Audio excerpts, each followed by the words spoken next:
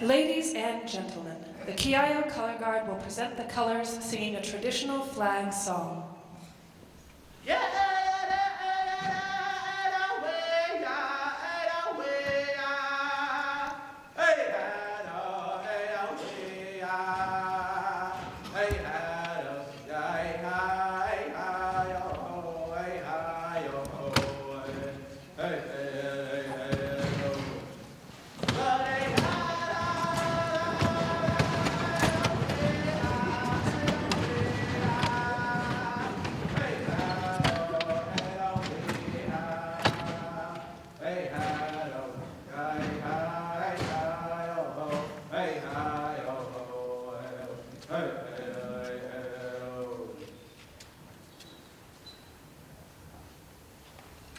In keeping with what has become an Odyssey of the Stars tradition, the Symphonic Wind Ensemble, under the direction of Dr. James Smart, will perform a concert rendition of the Star-Spangled Banner. Please feel free to stand or remain seated and to use this as a time for reflection as we begin this evening's festivities.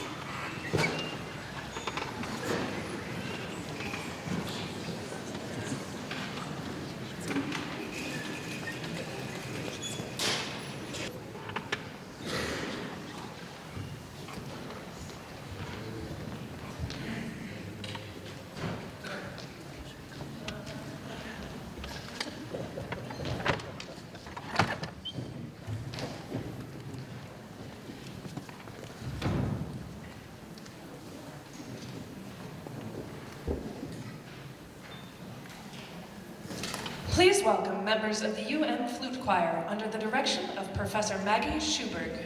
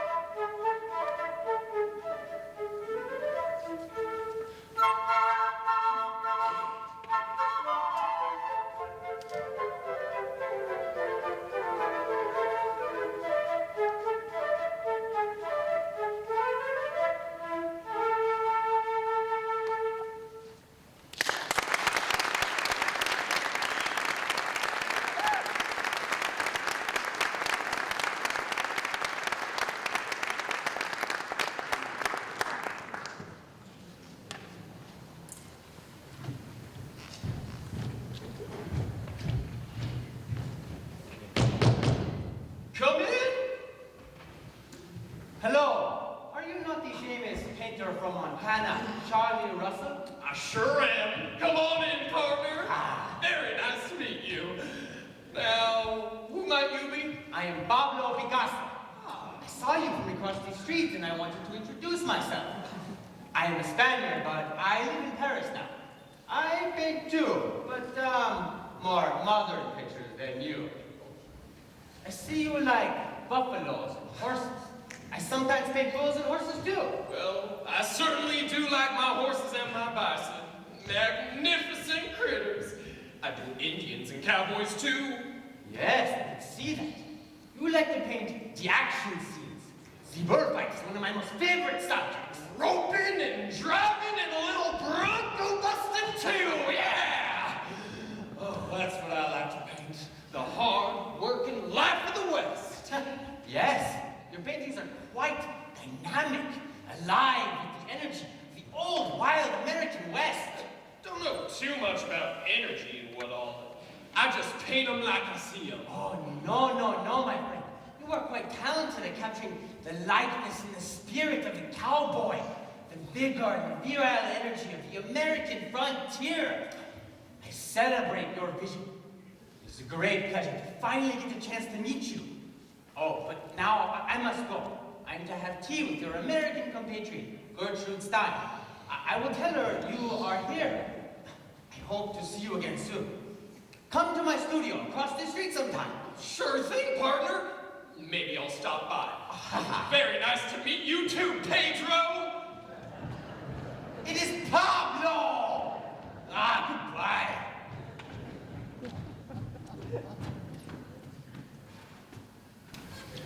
Creighton James, Stephen Colm, and Adam Sears will perform the Act 4 duet from Puccini's La Bohème, where the poet and painter are distracted from their work, thinking of the women they love.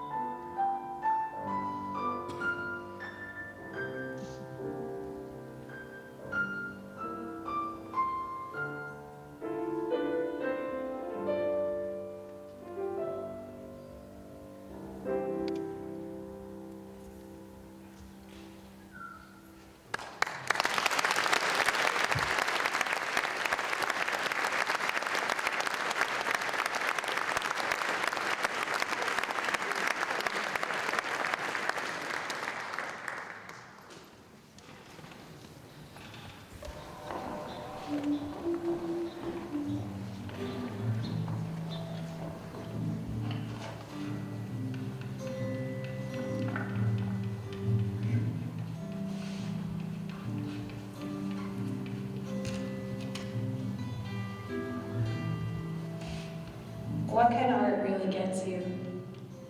For me, when I see a really good painting and I'm standing in front of it and I'm just so excited and overwhelmed by it that it would just like fall into even like the tiniest brush strokes where nothing else exists except for like that one moment or that little pigment.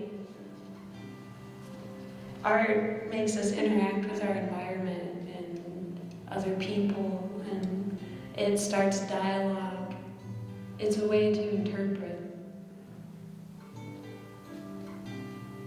I use color and pattern a lot to kind of like jar the senses.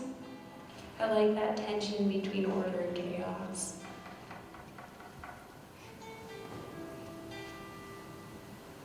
I use forms that reference the body or that are kind of sexy, you know, to get people to engage with them and feel that physicality. That's where a lot of this inspiration came from as well. It's like that organic process of consuming and growing. There are so many other possibilities of being or ways to see. Fantasy is so powerful for us because we get to transcend this time and this space. And it's just kind of like this way to express what we think and feel. Because otherwise life is kind of boring, isn't it?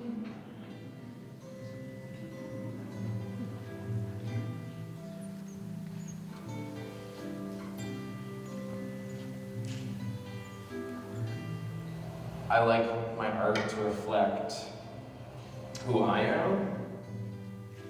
Getting older, I think a lot of my work is just about the acceptance of myself. It's almost like getting to know myself all over again in my late 20s. I love work that puts me in someone else's shoes. It's a really humanizing part of art.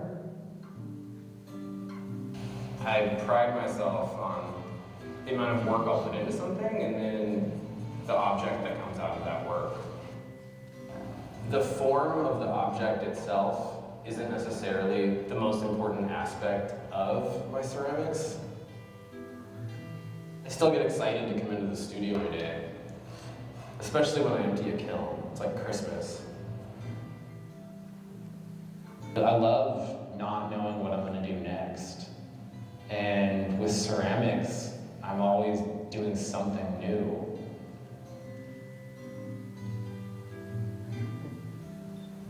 I feel like my art helps me to connect with what's going on in my head. It's like an internal therapist who like helps me figure things out, I guess, and come to terms with the ideas and notions that I have towards the outside world.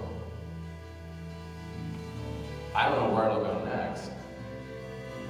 Probably the moment, though. Or the Whitney.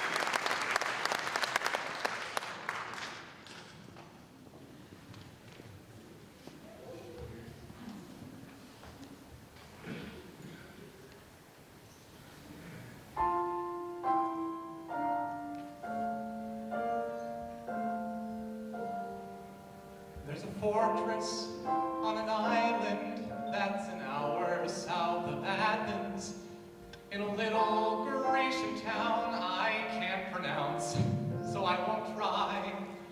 And it looks like there's a castle that's just floating on the water, and all around the moss green mountains folk it pierce the sky.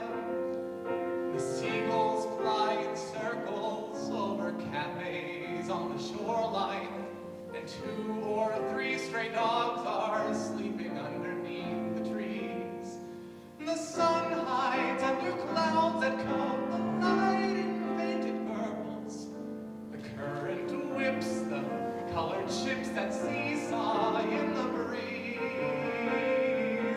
This is the closest I've come to being part of a painting, like I fell in a well of pastel an artist dipped in while he drew. And I'm sure if I remember every detail, I can bring it home and paint it all for you.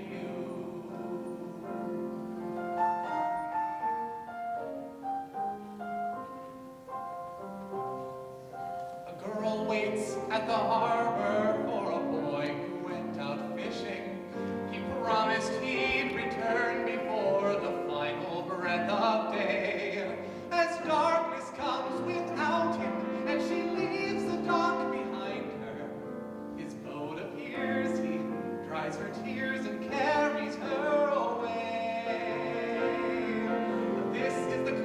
I've come to be part of a painting, and although it was slow, now I know the kind of man I want to be. And I'm sure if I remember every detail, I can recreate this rendering of me. Sketches are never done, portraits are never complete. Sometimes it takes time before you're back on your feet. But now I know beauty, I understand peace. I found what I needed on the coast of Greece. I wanted some distance to turn the unknown. I needed to find my way on my own. But now, finally, I'm ready to let you be a part of my painting. And I swear I'll be there and I'll share the things I've come to know as true. Nothing else matters unless you'll be a part of my painting. For the heart of my painting is you.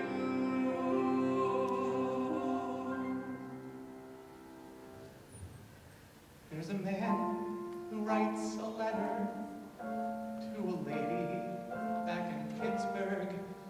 He says he's coming home and that his trip is finally through. And though he's scared, he signs it with, I love you now and always. He won't delay, he'll start today and paint it all for you.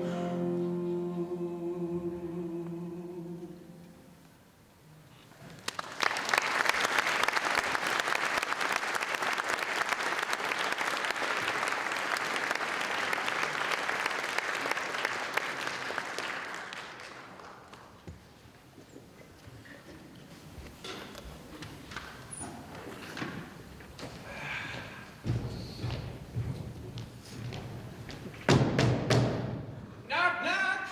Anybody home? Oh, hello, Charlie, my friend.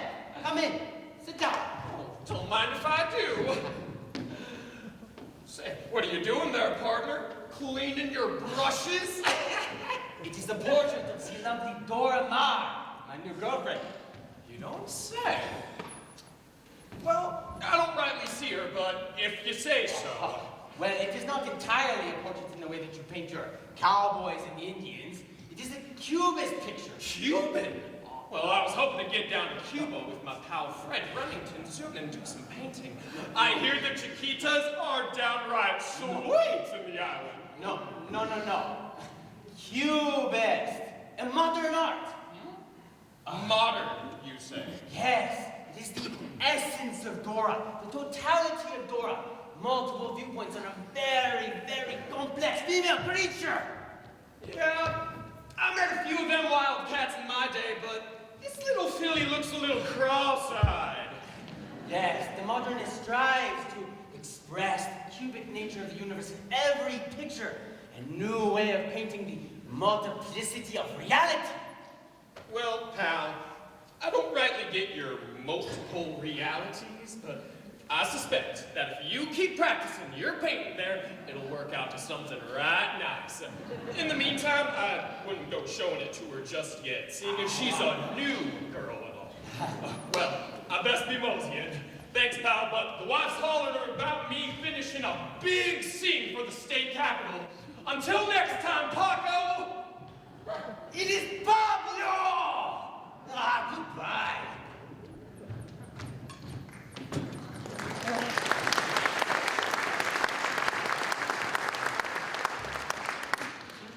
Members of the UM Percussion Ensemble under the direction of Dr. Robert Ledbetter.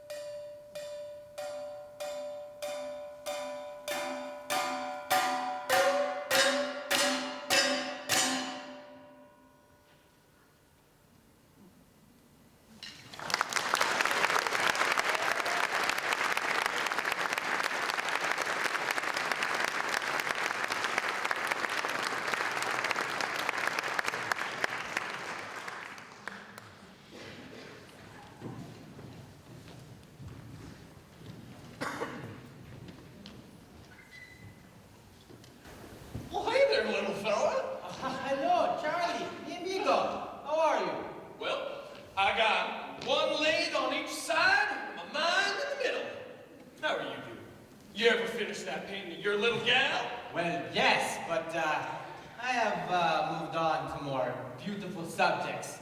Like you said, there are many fishes in the high seas. Don't mean to be calling you a blockhead or nothing, but you still working on them cube pictures?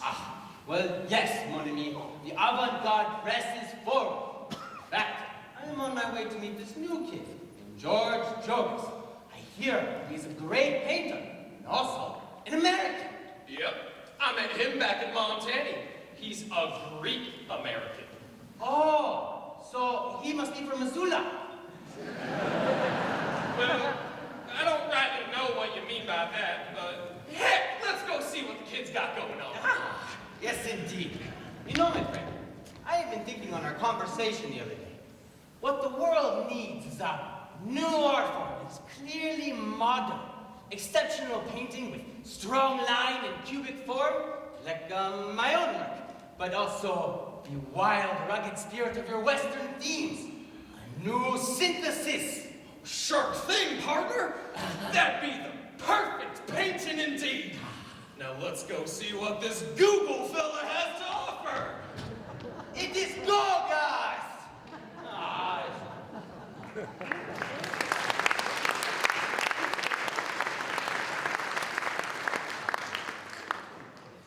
And now, the 5 piano guys.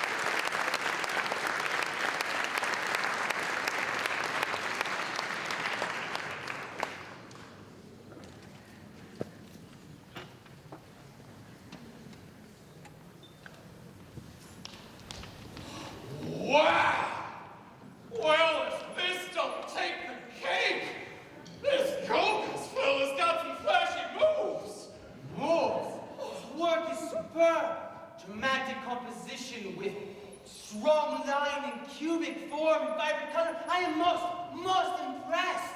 I better get a cable out to Nancy right away and tell her we got us some competition heading our way. Western painting's about to enter the modern age. And if I was you French types, I'd get moving too. Oh, yes, indeed, my friend.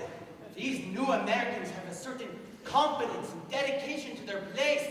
It is not merely formal exercises, playing with interesting shapes and colors, but a new expressivity, rich with the love of the land and its people. Oh, there is something about your American West and modern art. I must go to Montana someday. You're damn right, old pal.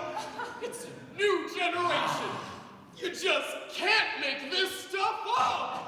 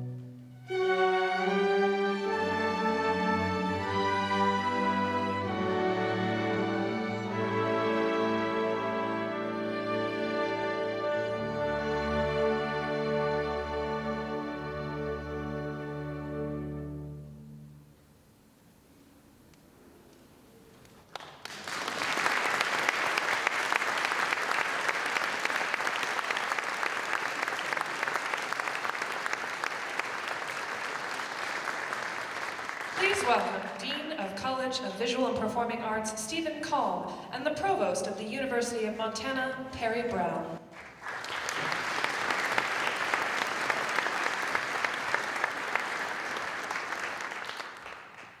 The Odyssey of the Stars is designed to follow the many different paths that a career in the arts might take.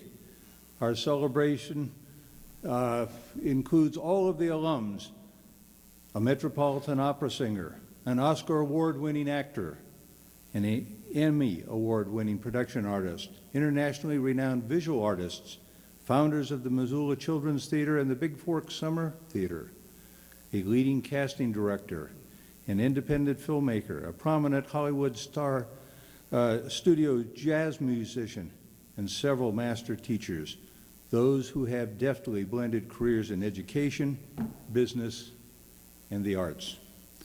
The students that perform for you this evening and that you support with scholarships will continue to enrich our culture. Thank you.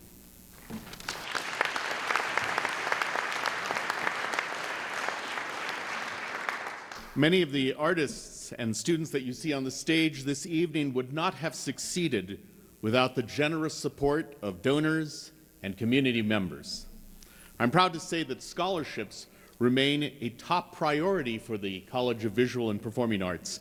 As a result of the Odyssey of the Stars, over 650 scholarships have been awarded to talented UM performing and visual arts students since 2001.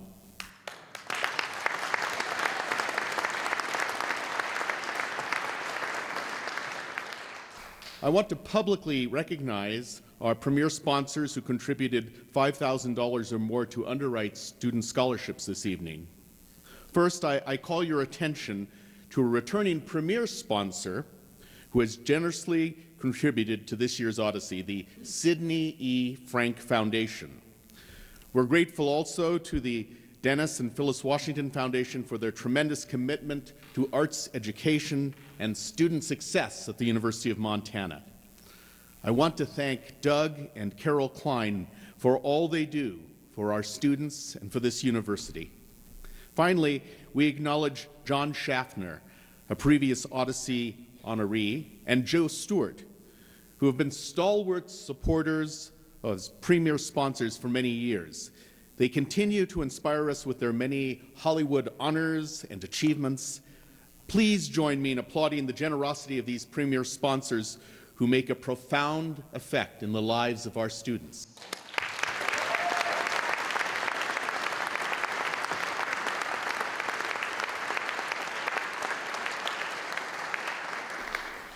I would also like to thank the talented production team that created this wonderful evening. You can find their names in the back of the program.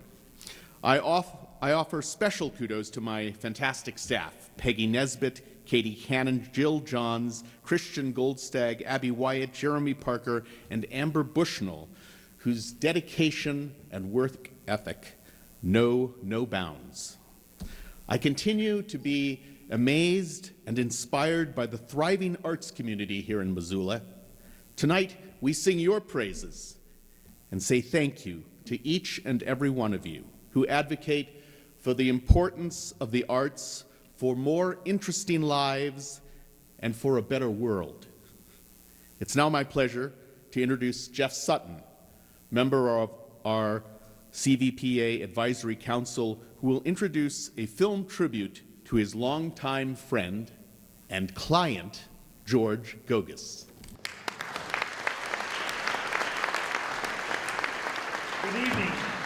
Haven't these performances been awesome tonight? Just reminding us what a great college we have here at the University of Montana that produces such a diverse group of students and scholars and actors, dancers.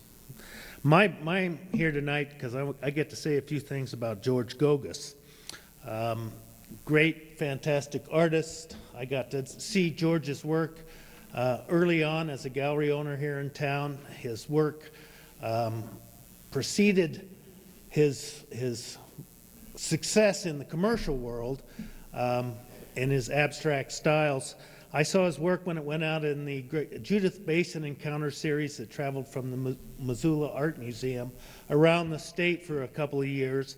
And when it came back, the leftovers that the museums hadn't put in their collections, I got to sell.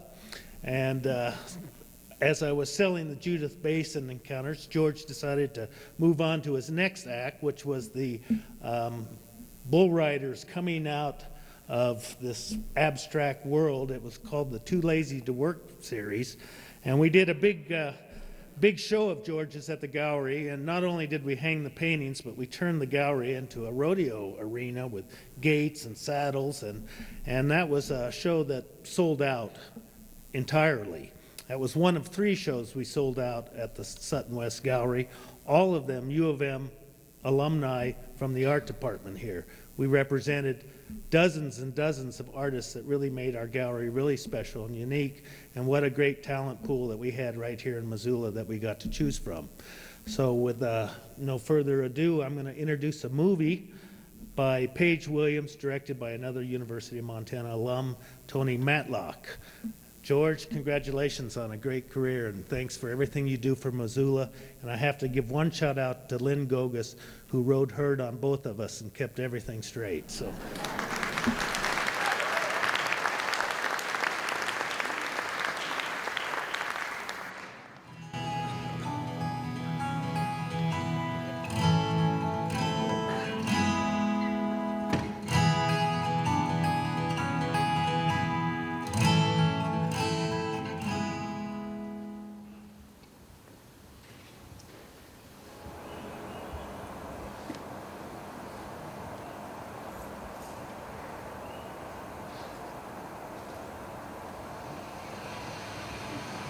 I'm George Gogas, and some people have identified me with horse showing, and others have identified me with making art, and some have identified me with teaching in the public schools.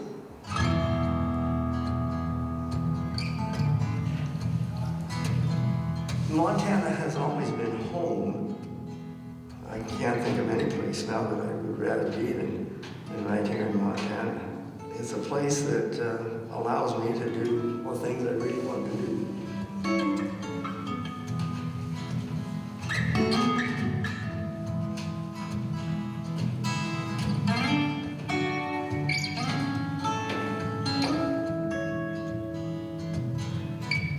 Well, I'm George Gogas, and we're in my workspace.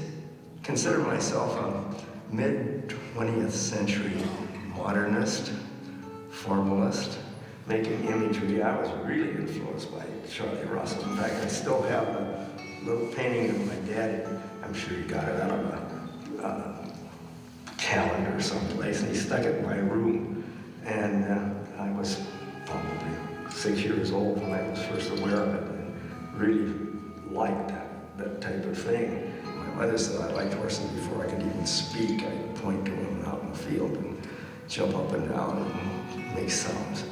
So when I went to school later on at the University of Montana, I was turned around 180 degrees by the instructors, and they said, you know, there are other ways to paint other than copying Charlie Russell.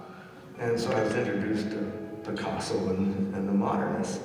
Graduate school said, paint in series, exhaust the idea, take it through to what you think may be its conclusion. I realized that modernism and a traditional Western art could be merged, especially with the Judith Basin Encounter series. The name comes from this expanse of space just right about in the middle of Montana.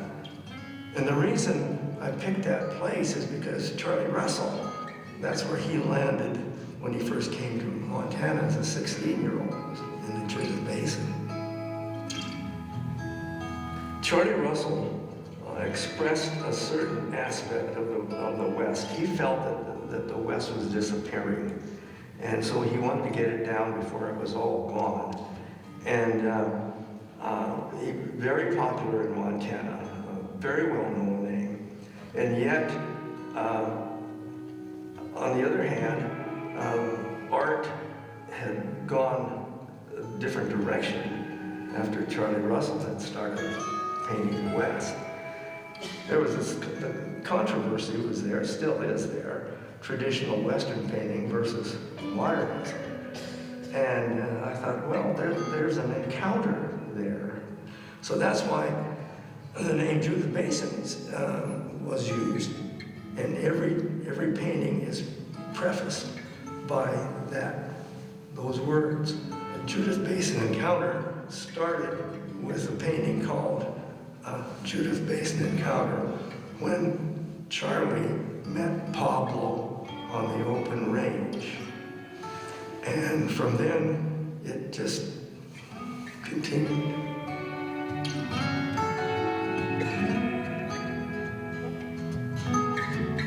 Now, they're all based on a Russell painting, and then I change them over to a pseudo-cubistic style.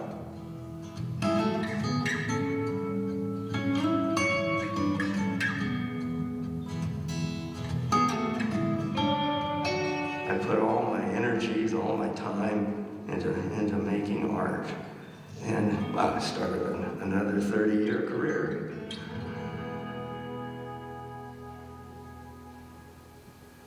You know, whatever interests you at the time, go ahead and pursue it. Take it to where you want to take it.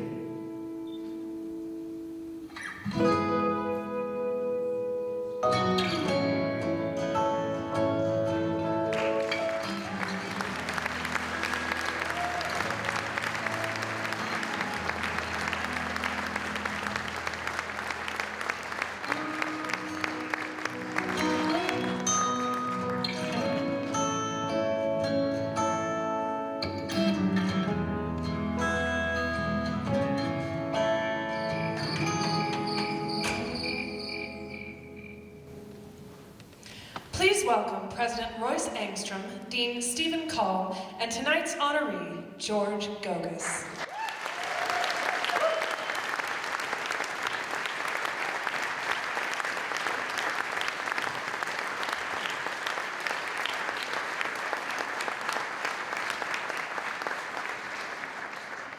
Thank you. President Angstrom will now induct George Gogas into the College of Visual and Performing Arts Hall of Honor.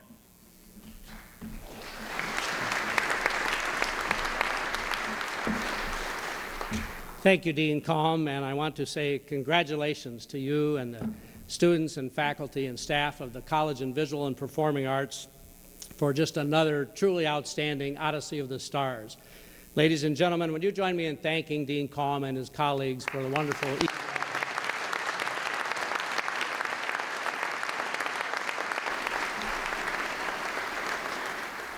Now I am so privileged to make this recognition. The University of Montana College of Visual and Performing Arts salutes George Gogas, Bachelor of Arts, 1951. A talented and successful artist recognized for his ability to bridge traditional ways of painting with a modernist vision. An exemplary practitioner fully dedicated to art and the people and institutions engaged in making, exhibiting, and collecting art, and an inspirational teacher for numerous students in the practice and history of art. The College of Visual and Performing Arts celebrates George Gogas as one of its greats, inducting him into the College of Visual and Performing Arts Hall of Honor on this day, March 5th, 2016. Congratulations, George. Thank you.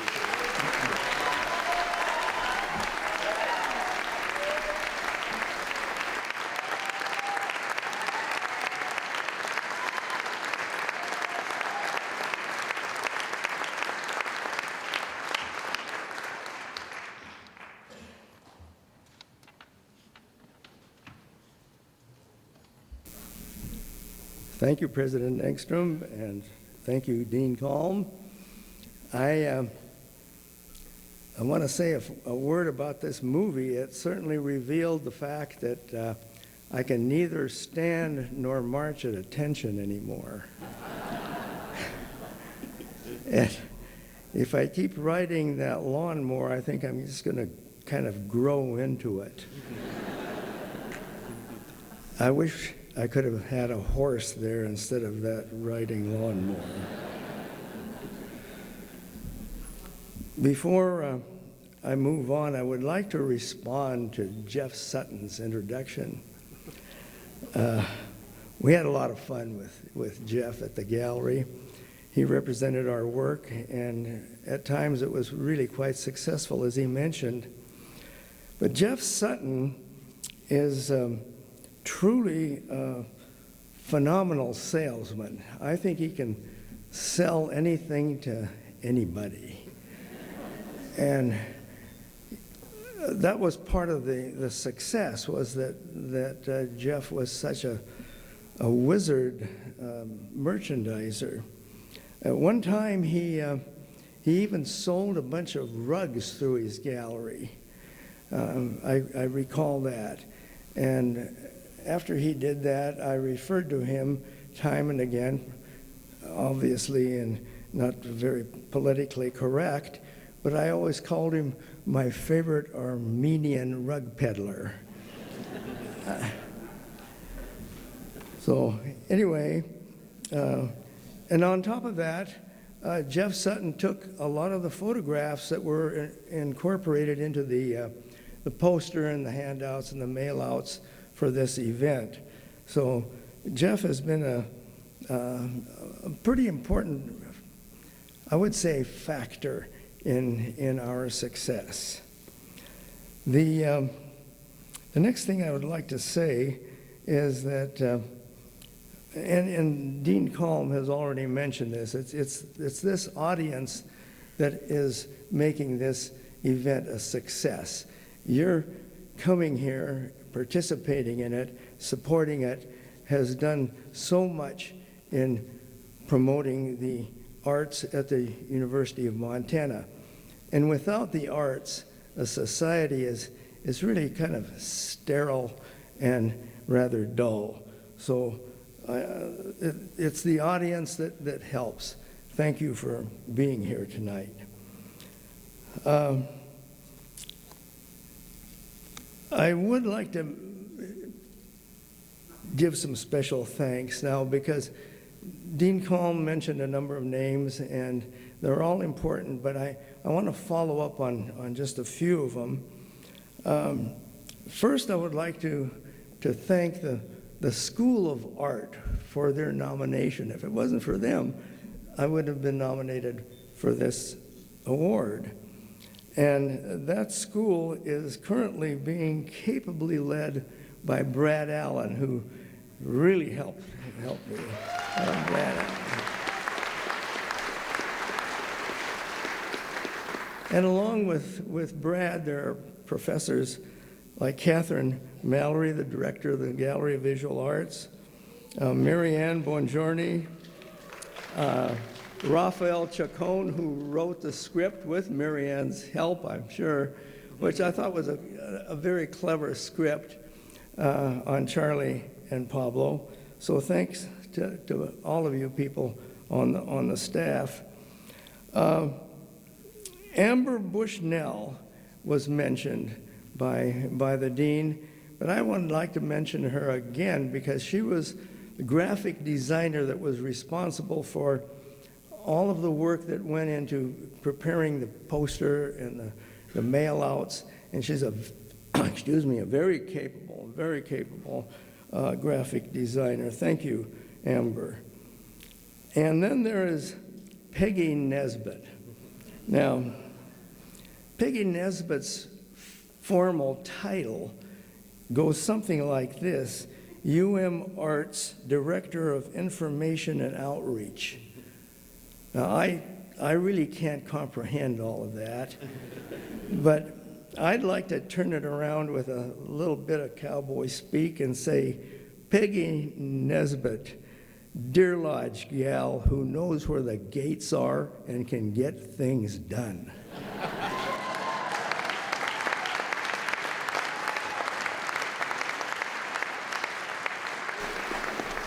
Thank you, Peggy. We really appreciate that. Lynn was so appreciative of you handling all these little details that had to be taken care of.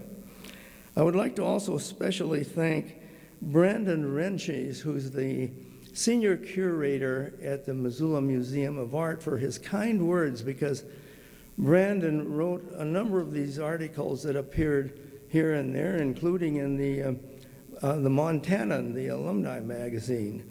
And Brandon is truly a scholar. Lynn and I try to get to every one of his lectures, because every lecture that he gives, we learn something. I've never been to one of his lectures where I haven't learned something. So thank you, Brandon, for your kind words. Brandon is also a dedicated elk hunter. And every year I sidle up to him. I'm not an elk hunter, but I had a lot of friends who were elk hunters. And I always say, well, Brandon, this year it's a 7-point bull. And that's never happened. But most of your elk hunters will say, just a good fat cow is a lot better tasting than any of those old bulls. Okay, Brandon, all right.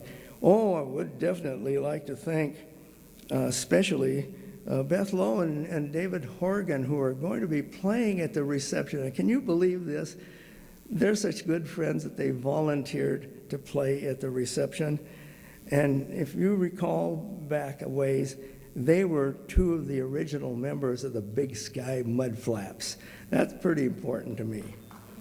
Thank you, David and Beth. And I'd like to thank all the people in the advisory council. They're kind of in the background, but they help this outfit keep moving, and I'm sure their contribution is good. I also wish to especially thank the museum, the Montana Museum of Art and Culture, which is responsible for the exhibit of some pieces of past work over in the Malloy Gallery. And that's in conjunction with the event. And the museum is directed very, very capably by Barbara Kustra, who's been with it for some time. The exhibit itself has been, I would say, professionally curated by the new curator at the museum, Jeremy Canwell. And I hope you get a chance to see the show at the Park EV building. And as long as we're talking about shows, I would like to mention the fact that the work has been collected from people in town who have purchased it. A few of them belong to me, but most of them, we went around and we collected this work. And in order to get it here, so that Jeremy could put it up, we had some help from Kevin and Kim Gordon, and I want to thank them very much for showing up on the morning that we moved the pieces, and they helped us load them up, and we came here. Okay. Now, what I did, I don't want to take up too much of your time, but Odyssey of the Stars, that name, a celebration of artistic journeys, that has a nice ring to it. And I followed it up a little bit. I went to Webster and tried to find out what he had to say about Odyssey. And this is the initial definition. It says, Odyssey, an epic poem attributed to Homer, recounting the long wanderings of Odysseus. Another definition, a long voyage marked by many changes of fortune. I kept going, and I liked the last one the best. An intellectual or spiritual wandering or quest. I liked that one. I also went to stars and tried to find out what Webster thought about stars. Well, the obvious definition was a natural luminous body visible in the sky at night, and other things about that. But I went down to the last definition, and I liked that the best. It says, a person who stands out among his fellows. And I'm really honored and grateful for this recognition, because when it comes from your peers, it really means something. So thank you for that recognition. Well, this journey has been kind of interesting.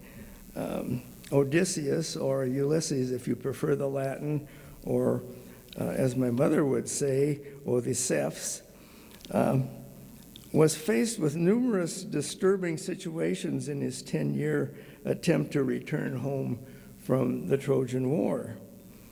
Now, my journey in comparison has been remarkably pleasant, tranquil and even calm at times. I had two 30-year careers back to back, 30 years in the secondary classroom, and then 30 years making art. How lucky can a person be? And I'm not going to try to recall and state all of the influences and the help I got, because it's in the statement at the show at the Malloy Gallery. You can read that. But if you see the show at the Malloy Gallery, that should speak to you, I hope, what I've done for the last about 40 years. And as long as we're talking about shows, I would like to have you take a peek at the show that Don Munt has put up at his gallery, 709 on Ronan Street, because he is showing all of the Judith Basin Encounter reproductions that we've had made. And they're kind of creatively displayed by involving is not just the image of the reproduction, but also Charlie Russell's painting that it was based on. That's right next to it. So if you can get to see that show, that would help explain the work. Well, I'm going to mention just a couple of things in reflection and in reminiscence, and let you get on with the rest of your evening. Lynn and I met in an art class in 1950, and that's a long time ago. The art program was held in a small building that you can still see. The building is still there, it's still standing, just to the south of Native American Studies. It was funded by the Missoula Women's Club, and I think part of the funding came from the Public Works Administration, government money. And it was done, as Raphael Chacon would tell you, because he's an expert at architecture on campus. I think it was a neo-art deco. And it was done in the same style as this building, because they were both built between 1937 and 1939.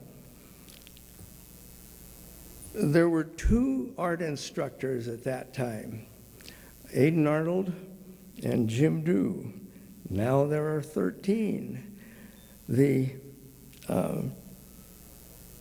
institution at that time was called Montana State University. That's hard to swallow when you look at your diploma and see that on there.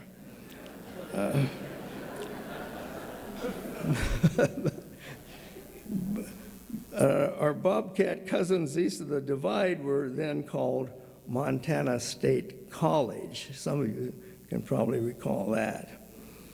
There were far fewer buildings on campus. I didn't go around to count them. But the gravel, or the parking lots, were all gravel. There weren't any paved parking lots. They were rimmed with knapweed, and you Montanans all know what knapweed is. The GI Bill veterans were housed in a big prefab structure called Jumbo Hall. There's one thing that's kind of interesting, though. All women living groups, whether it was or women's situations, whether they were dormitories or sorority houses, those gals had to be in at 10:30 on weekdays and 12 o'clock on weekends. And by gosh, the Dean of Women, Maureen Clough, ruled with an iron hand. And in later years, I thought of the Ace Reed Western cartoon series that was titled Born 40 Years Too Soon. I thought I was born 40 years too soon.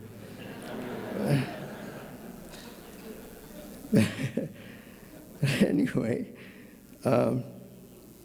this theater held commencement exercises in 1951.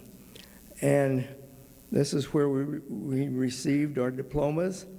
And those of us that were or had been 4 years of ROTC, we graduated in uniform under our caps and gowns. And after the commencement services were over, we removed the caps and gowns and we were commissioned in the United States Army. And believe it or not, people, there was no question as to where in the heck we were going right then. Well, Lynn and I were married afterwards, after I came back from the service, in 1953. Count those years up. That's 62 plus years. Hey, you guys out there, that's a long time with the same woman.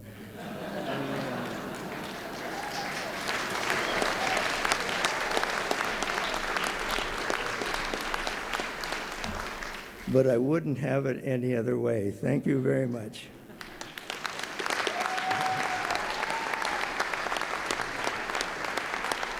Now,